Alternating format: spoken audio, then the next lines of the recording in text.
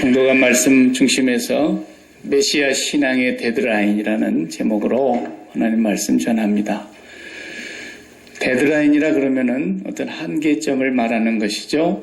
어떤 시간으로 볼 때는 몇 시까지, 또 어떤 상황에서는 어느 순간까지, 그때를 넘기면 아무 소용이 없어지는 걸 우리가 데드라인이라 그래요. 라러리를 당첨을 했는데 보니까 벌써 1등 당첨해가지고 발표 끝났는데 그때서 내가 번호 맞았다고, 그 뒤에 산 사람은 소용이 없다고 말해요. 예. 그 시간 넘어가 버린 뒤에 답 맞추는 거 무슨 소용이 있겠습니까? 예. 그건 저도 할 수 있어요. 그러니까 그 전에 데드라인을 넘기지 않고 이루어졌을 때를 말하는 그런 뜻입니다. 예. 그래서 죽을 힘을 다해서 수고했는데, 천신만고 끝에 목표를 달성했는데 그게 때를 넘겨가지고 다 허탕으로 끝나는 그런 삶이 돼서는 안 된다는 것이죠. 저는 제일 목사로서 제일 걱정되는 게 뭐냐면, 사도 바울도 그런 말씀했지 않습니까? 내가 많은 사람들에게 전파는 했는데 도리어 내가 하나님 앞에 버림받을까 두렵다 그랬어요. 또 반대로 여러분의 입장에서는 나는 평생에 가고 싶은 데도 안 가고 주일 지키고 먹고 싶은 것도 안 먹어가면서 하나님 섬기고 쓰고 싶은 것도 안 쓰고 교회 갖다 바치면서 그렇게 살았는데 마지막에 가봤더니 나는 예수 믿은 사람이 아니었더라. 이거보다도 불행한 건 세상에 없어요. 차라리 못 갈 바에야 그럼 세상에서라도 한번 천국같이 살아나 보고 지옥을 가든가 하지. 세상에서도 지옥같이 안 살려고 그냥 천국 가려고 그렇게 애를 쓰고 그렇게 수고하고 천신만고 끝에 주님을 따라간다고 생각했는데 주님의 심판대 앞에 딱 가서 서니까 생명책에 내 이름은 지워졌더라. 얼마나 기가 막힌 얘기입니까? 예. 성경에 보면 지워진다 그랬잖아요, 분명히. 예. 이기는 자만 지워지지 않는다 그랬어요.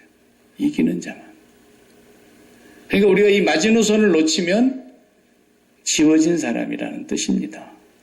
메시아 신앙이라고 하는 마지노선이 있는 것이고 데드라인이 있는 거예요. 거기를 넘어서면 안 돼요. 그러니까 예수님 한편에 있었던 강도도 그 데드라인을 알았던 거예요. 네. 보통 사람이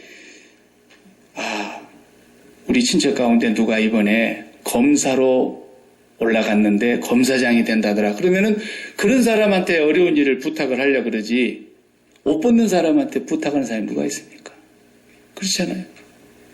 우리 친척 중에 하나가 하다못해 백악관 어디, 아니 백악관 그런 데 들어간다 해서 봐주는 거 없죠. 미국 같은 나라는. 대한민국은 그래.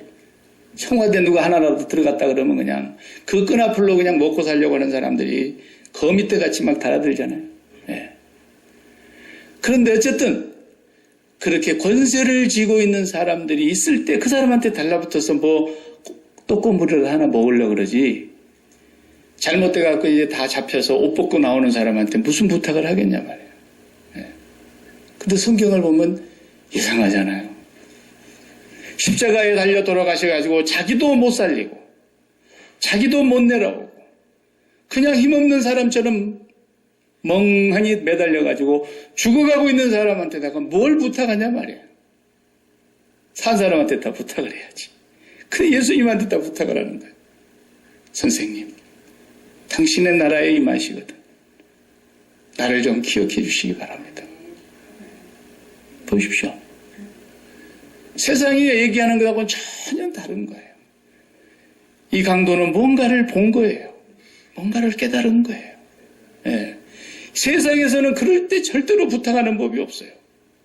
다 죽어가는 사람한테 뭘 부탁하냐 말이에요. 그러니까 한쪽 강도는 또 니도 살고 나도 좀 살자. 예. 이런 엉뚱한 소리를 하지 않습니까? 예수 믿는 사람들도 마찬가지예요.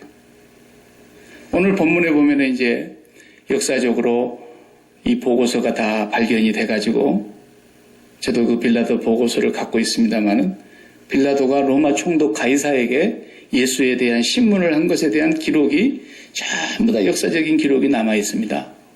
그게 이제 박물관에 지금은 보관되어 있는데 그게 나중에 이제 발굴이 돼서 한국말로도 번역이 돼서 이렇게 책으로도 나오곤 했어요. 빌라도 보고서라는 제목으로. 그 빌라도가 예수님을 신문하는 장면이 거기에 자세하게 나옵니다. 성경의 내용도 물론 거기 다 나와 있습니다.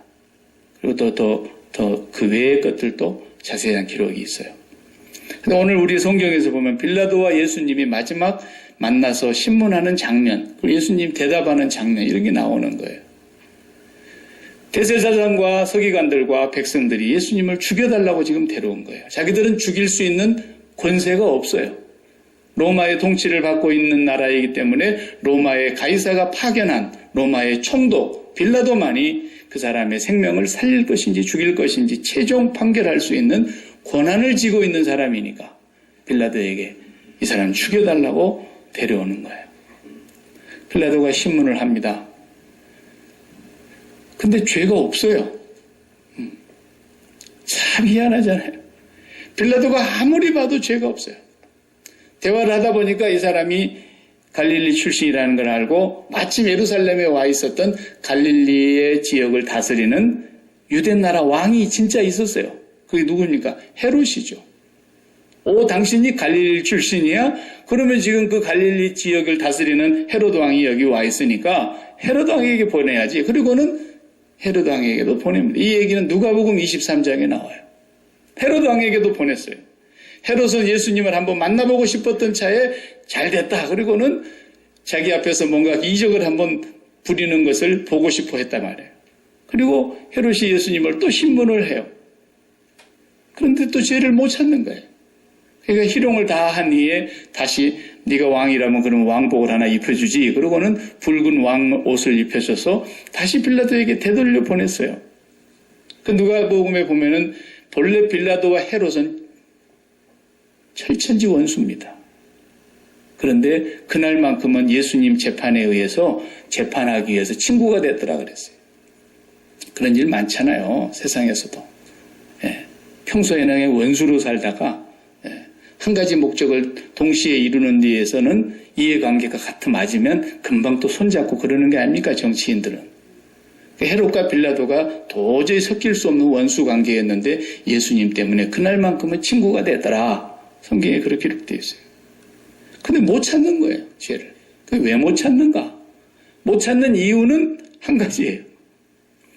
빌라도나 헤롯이나 자기가 쥐고 있는 정권을 흔들려고 한다거나 또 자기를 파송한 로마 정부에 대해서 반기를 들거나 어떤 역적 모의를 했다거나 이 세상을 다스리기 위해서 자기 나름대로 군대를 훈련시키고 모집을 하고 있었다거나 뭐 이런 일이 있어야 잡아 죽이거나 역적으로 몰아가지고 어떻게 죄를 물을 텐데 예수님에게서는 그런 흔적이 나오지를 않는 거예요. 자기들의 이해관계와 아무 상관이 없어요. 오늘 본문에 그러지 않습니까? 예수님께서 뭐라 그러세요? 내 나라는 이 세상에 속한 게 아니야. 36절에 내 나라는 이 세상에 속한 것이 아니야. 내 나라가 이 세상에 속한 것이었다면 내 부하들이 유대인들한테 나를 넘겼겠느냐. 가만 안 놔두지. 예. 그러니까 베드로가 어떻게든지 예수님 안 넘겨주려고 어디서 칼을 준비했는지 그냥 칼 하나를 품고 있다가 탁 칼을 날렸는데 대제사장의 그 하인 말고의 귀를 그냥 쳐버렸잖아요. 그럴 때 예수님께서 그래 너밖에 믿을 놈이 없다. 이렇게 했으면은 예수님이 진짜 이 땅에 속한 사람이죠. 그런데 베드로야 칼을 쓰는 자는 칼로 망한다는 걸 내가 일렀는데 칼을 집에 도로 꽂아라 말이야. 내가 지금 이 나라가 내한테 속한 것이고 내가 이 세상 나라에 속한 사람일 것 같으면 지금이라도 하늘 아버지 앞에 내가 구해가지고 하늘에서 12영이 더 되는 천군 천사들을 내가 지금도 불러내리면 이까지 것들 그냥 한순간에 턱을 돌려버린다. 근데 주님은 빌라도가 아무리 조사를 해봐도 이 세상 나라에 속하지도 않았고 자기 나라가 이 세상이라고도 말하지 않은 거예요. 뭐 이해관계가 있어야죠. 그러니까 죄가 없는 거예요. 죄가 없는 거예요. 보통 죄를 물으려 그러면 나한테 손해를 끼치거나 나하고 이해관계가 직접적으로 있는 당사자들끼리 나에게 피해를 주는 사람, 그리고 저 사람 때문에 내가 까딱하면 허탕치게 생겼단 말이야, 인생을. 내가 이렇게 수고했는데, 이렇게 내가 각고의 고생 끝에 뭔가 목표를 두고 가고 있는데, 뭔가 꿈을 이루려고 가고 있는데 저 사람 때문에 안 된다. 그러면 저 사람을 제거하는 거예요. 정치적으로. 근데 빌라도는 그럴 만한 이유가 없다는 것을 확인하고, 누가복음 23장에 보면 여러 번 얘기합니다. 나는 이 사람한테서 죄를 못 찾겠다. 너희가 상대해라. 계속 빌라도는 피하려고 그럽니다. 그런데 물론 배후에는 마귀가 역사하고, 그 마귀가 또 대제사장들에게 마음을 충동질해서 대제사장들과 서기관들과 백성들의 군중심리를 동원해가지고 마귀가 빌라도의 마음을 뒤집어 놓죠. 당신이 이렇게 반역자를 살려주는 것은 가이사의 충신이 아닙니다. 막 그러면서 이렇게 정치적으로 몰고 가니까 빌라도는 자기 자리에 위협을 느끼면서 할 수 없이 예수님을 십자가에 내줘버리고 말지 않습니까? 그 유대인들, 이 바리새인들, 서기관들, 이 대제사장 이런 무리들은 뭐가 이해관계가 있길래 예수님을 죽이려고 그럴까? 자기들에게 손해 끼친 것이 없다면 그럴 필요가 없잖아요. 뭔가 자기들에게 결정적인 손해를 끼치고 있으니까 죽이려고 하는 것에 앞장선 거예요. 첫째는 질투심입니다. 자기들보다 가르치기도 훨씬 낫게 잘 가르치죠.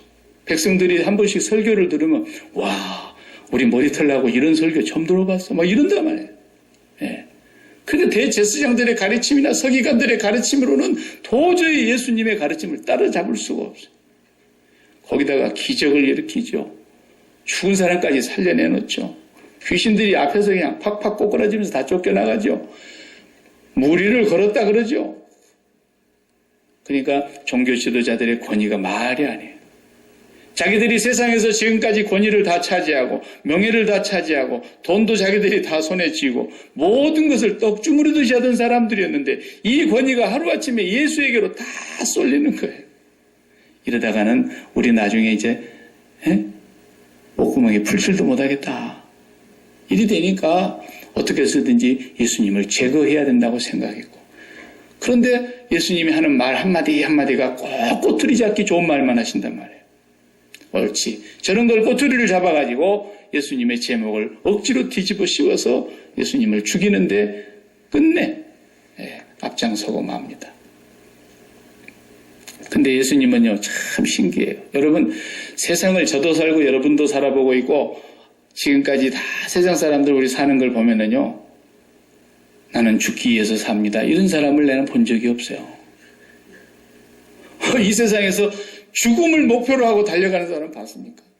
어떻게 해서든지 안 죽으려고, 그냥 다 죽으려고 하는 사람을 억지로 살려가지고, 호흡기까지 꼽아놓고, 어떻게 해서든지 더 살려보려고 하는 사람은 내가 다 봤어도 죽으려고 죽음을 목표로 하는 사람 단 한 사람도 본 적이 없어요.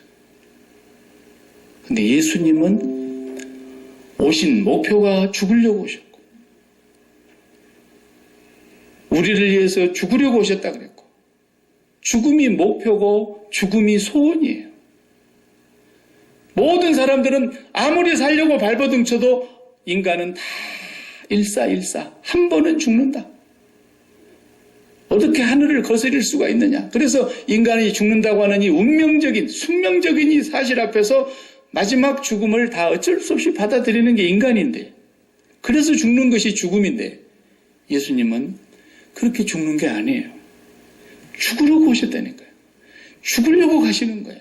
죽음을 향해서 총총총총 걸어가시는 거예요.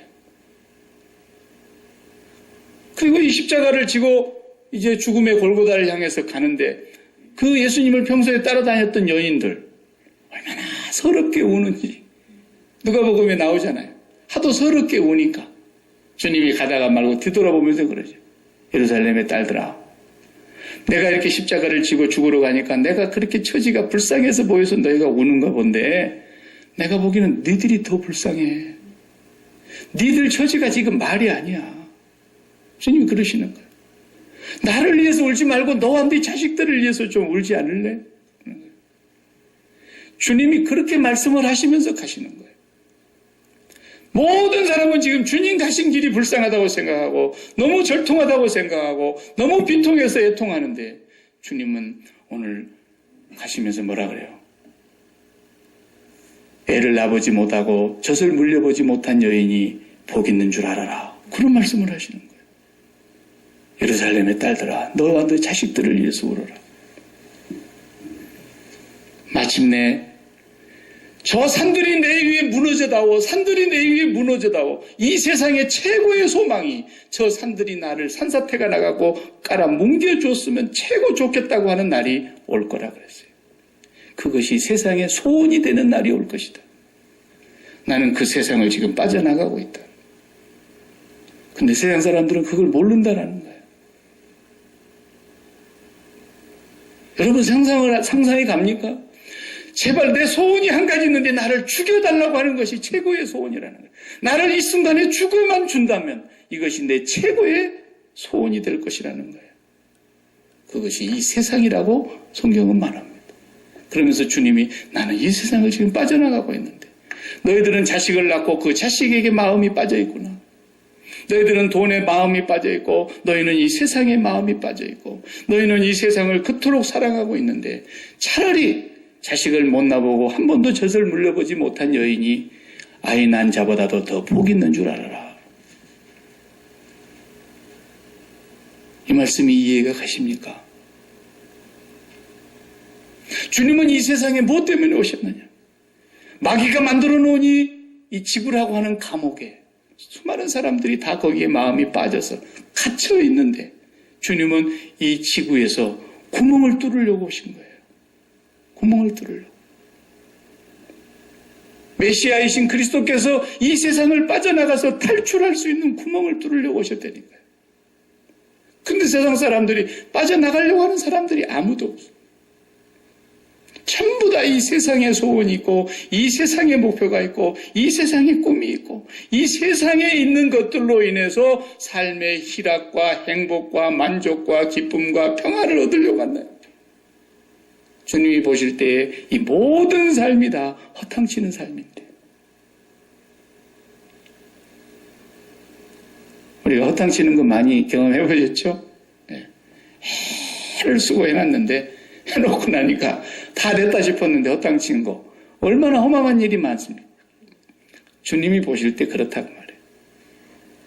자, 자식을 잘 키웠습니다. 귀한 일이죠.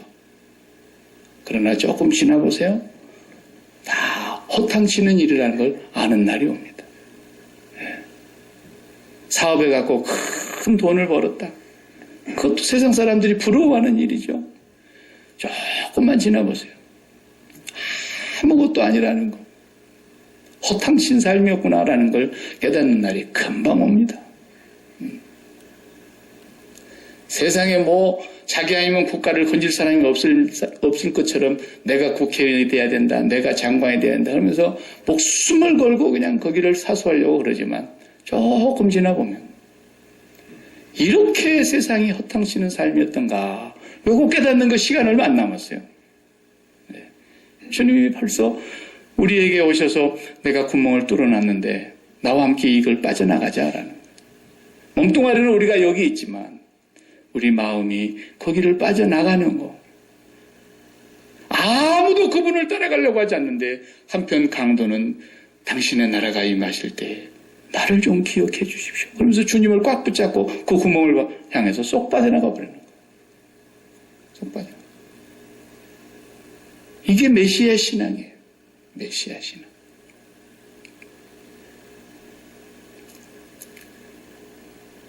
마귀가 예수님을 죽이려고 마귀도 사실은 몰랐어요. 하나님의 어떤 그 깊은 속을 어떻게 알겠어요, 마귀가. 마귀는 예수 그리스도를 죽이면 승리한 줄 알았어요. 사망의 권세가 끝인 줄 알았어요. 그래서 예수도 죽이기만 하면 끝나는 줄 알았죠. 왜 예수를 죽여야 된다고 마귀는 생각했느냐 하면 자기가 만들어 놓은 이 지구라고 하는 감옥 속에 모든 인류가 거기에 마음이 갇혀가지고 이 세상 안에서 전부를 누리고 사는 것이 가장 행복한 것이라는 것을 깨닫게 만드는 것이 마귀의 전략인데, 이 예수님은 마음이 세상에서 계속 떠나게 하는 거예요. 이 나라는 내 땅이 아니야. 이 나라는 내한테 속한 나라가 아니야. 내가 이 나라의 임금이 아니야. 계속 그러시면서 사람들의 마음을 세상 밖으로 끄집어내시니까 마귀가 이 예수를 죽여야 되겠다고 생각한 거예요. 그래서 사람들의 마음을 충동질하고 예수님을 십자가에 못 박아 죽이는 데까지는 성공했다고 생각했는데, 그리스도의 죽음이 오히려 지구를 빠져나가는 탈출구가 될 줄을 몰랐던 거예요. 마귀가 그것까지 알면 예수를 죽이겠습니까? 죽이려고 해도 마귀가 살려내지. 그 살려놓고 어떻게 해서든지 마귀가 자기 꿈을 이루려고 예수도 이용하려고 했을 텐데, 주님이 죽고 나니까 큰일 났습니다. 사람들이 다 예수 그리스도와 함께 죽음을 통해서 그 구멍을 빠져나간단 말이에요. 빠져나가요. 그런데 요즘 마귀가 별로 이제 안 놀래요. 요즘 마귀들은. 가만히 보니까 그 구멍을 빠져나가려고 하는 사람이 거의 없거든. 교회도 있는가 이렇게 보니까 없어. 교회도 전부 다 이 세상에서 어떻게 잘 되는 그것만이 소망이고 그것만이 기쁨이고 그것만이 사는 재미인데, 그것을 이루기 위해서 예수 이름도 팔고 하나님 이름도 이용해 먹으면서 이 세상에서 뭔가를 그러고 앉아있는 걸 보니까 마귀가 그렇게 놀랄 일이 아니라는 걸 이제 알았거든요. 교회 더 지어라는 거예요. 수천억을 들여서라도 교회 지어라는 거예요. 목사가 10,000명이 나와도 괜찮다는 거예요. 왜? 예수 그리스도와 그의 십자가를 얘기하지 않으니까. 얼마나 마귀가 좋은지 모르는 거예요. 마귀가 절대로 놀라지 않습니다. 마귀에게 반전이 일어났어. 오히려 주님이 십자가로 그 구멍을 뚫어놨더니 세상에 그 구멍을 빠져나가려고 하는 사람은 없고, 근데 사도 바울은 그 구멍으로 자기가 빠져나가 보니까 너무너무 좋았어.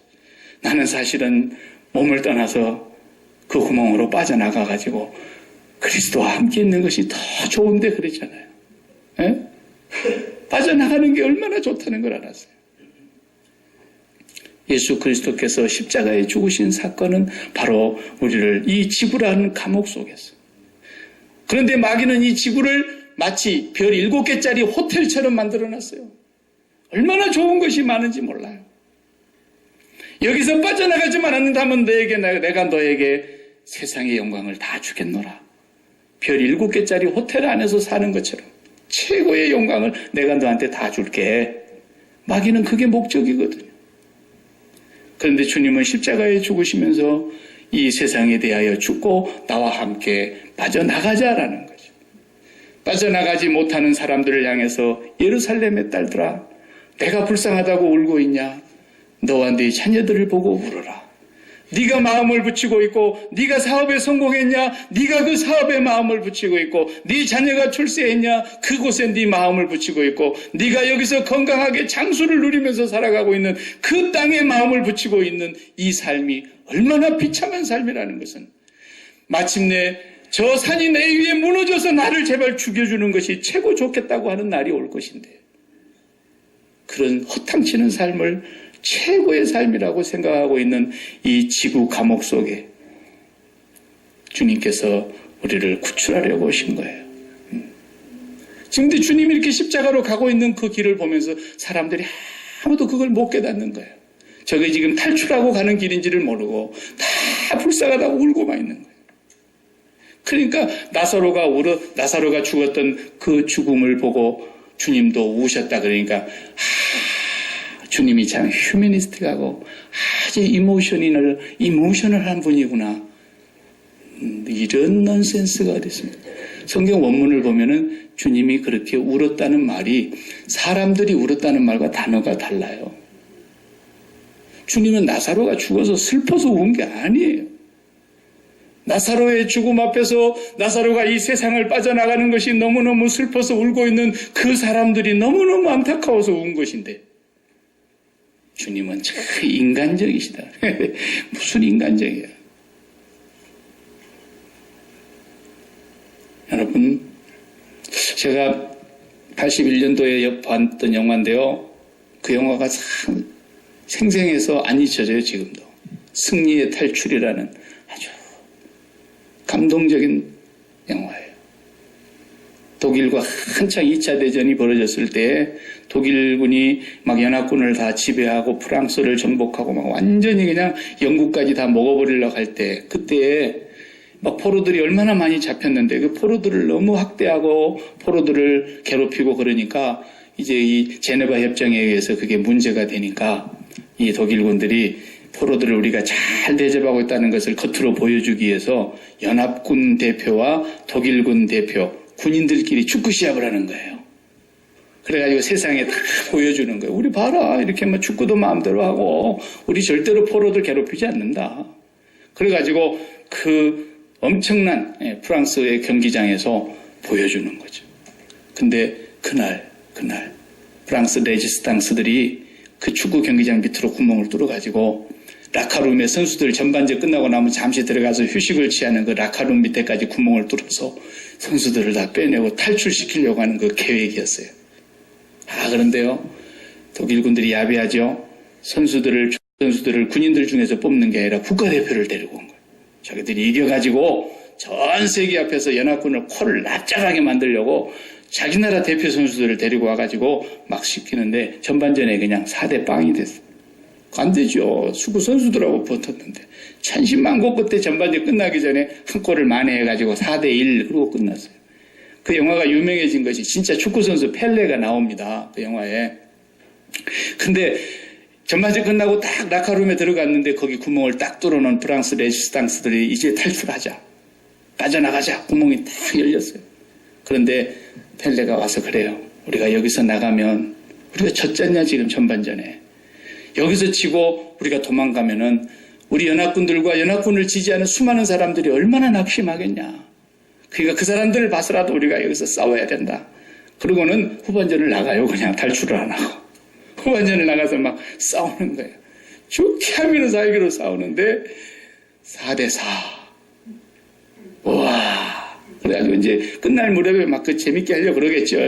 그냥 이렇게 페널티킥을 하나 또 맞아가지고 우리 선수가 지게 생겼는데 막 실베스터 스텔론 그 유명한 배우 있죠. 그 배우가 골키퍼로 나와가지고 그걸 탁 막아내는 거예요.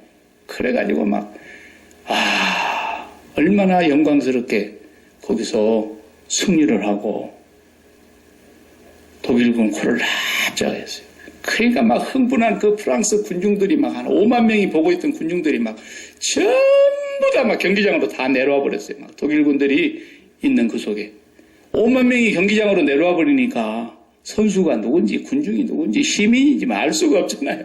그러니까 막 옷을 다 각각 갈아입혀가지고 선수들을 다 그냥 걸어서 나가도록 만들어버렸어요.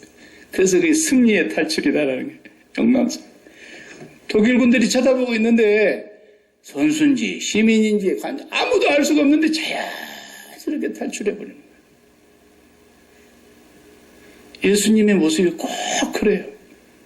사람들이 볼 때 예수님이 지금 십자가로 끌려가고 매 맞고 죽고 그러니까 사람들은 볼 때 실패자로 보고 있고 제자들은 이제 우리 인생 끝났다고 그냥 전 재산을 다 팔아다가 그냥 주식을 그냥 예수 주식으로 샀는데 예수 회사가 완전히 망해버렸다. 이거야. 하루아침에 그냥 다 도망가를 가버렸잖아요. 그런데 주님이 가신 그 길은 억지로 붙들려서 죽음으로 끌려간 그런 길이 아니라 주님은 이 지구라고 하는 감옥 속에 마음을 이 땅에만 붙이고 살아가는 사람들에게 이 세상에 대하여 나와 같이 죽고 이 십자가를 통해서 빠져나가기를 소원하신 분이세요. 내가 온 것은 바로 이 일을 위해서 왔다. 그래서 나를 따라오려거든 자기를 부인하고 자기 십자가를 지고 나를 쫓아와야만 된다. 주님이 그 말씀하신 거예요. 여러분 세상에다가 마음을 붙이고 있어 보세요. 인생이 금방 헛되다는 것을 깨닫습니다. 여기 연세 드신 분 몇 분 다 계시지만 우리보다 먼저 생을 살아보셨기 때문에 더 잘 아시는 거예요. 너무너무 억울한 거예요. 이렇게 덧없고 이렇게 짧은 것이 인생인 줄 알았더라면 이렇게 살지 않았을 것을 다 그러잖아요. 안 그런 사람을 내가 찾고 있어요, 지금. 다 그래. 오래 살면 오래 살수록 더 그러는 거예요. 예. 정말 이 세상에 마음을 붙이지 말아야 된다는 거예요. 어떤 것에도 마음을 붙이지 말아야 된다는 거예요. 그런데 그게 안 된단 말이에요. 안 돼. 안 되니까 주님이 오셨지. 되면 왜 주님이 오셨겠어요. 그냥 그렇게 하고 온나 그러고 주님도 고생 안 하시면 되는데. 주님이 오신 이유는 십자가에서 그 고난의 십자가를 지고 죽으신 이유가 우리 힘으로는 못 빠져나가기 때문에 그런 거예요. 그래서 예수를 믿습니까? 여러분들이 예수를 믿는다면 날마다 이제는 약을 하나씩 잡수셔야 돼요. 날마다 잡수해서는 안 되죠, 사실은. 매 순간 잡수셔야 돼요. 저는 고혈압이 병이라고 생각하지 않습니다. 여기 고혈압 약 드신 분들 절대로 내 환자라 생각하지 마세요. 고혈압은 의사의 지시대로 그냥 하루에 그 용량의 약을 하나씩만 꼭 잡수시면 돼요. 쓸데없는 사람들이 옆에 와서 에이 번사가 돼가지고 무슨 약을 먹고 있냐고 기도해서 나아야지. 그러면 사탄아 물러가라 그러고 그냥 그 고혈압 약만 드시면 되는 거예요. 괜히 그 소리 듣고 믿음도 없는 양반이 그래 나도 한번 그래 볼까. 3일 안 먹어봐요. 뒷머리가 뻐근하다가 큰일 납니다. 그딴 소리 듣지 마요. 고혈압은 약병도 아니에요. 그거 고혈압 때문에 더 오래 사시는 줄 아시고 그 약만 하나씩 꼬박꼬박 드시면 아무 문제 없어요. 열받지 마시고. 근데 우리는 우리 힘으로 이 세상을 못 빠져나가니까 예수 그리스도께서 죽으셔서 양식이 되시고 나와 같이 죽자고. 그래서 예수 그리스도가 참 떡이요 참 음료, 프랑스 말로 레알 양식, 레알 음료, 리얼 푸드란 말이에요.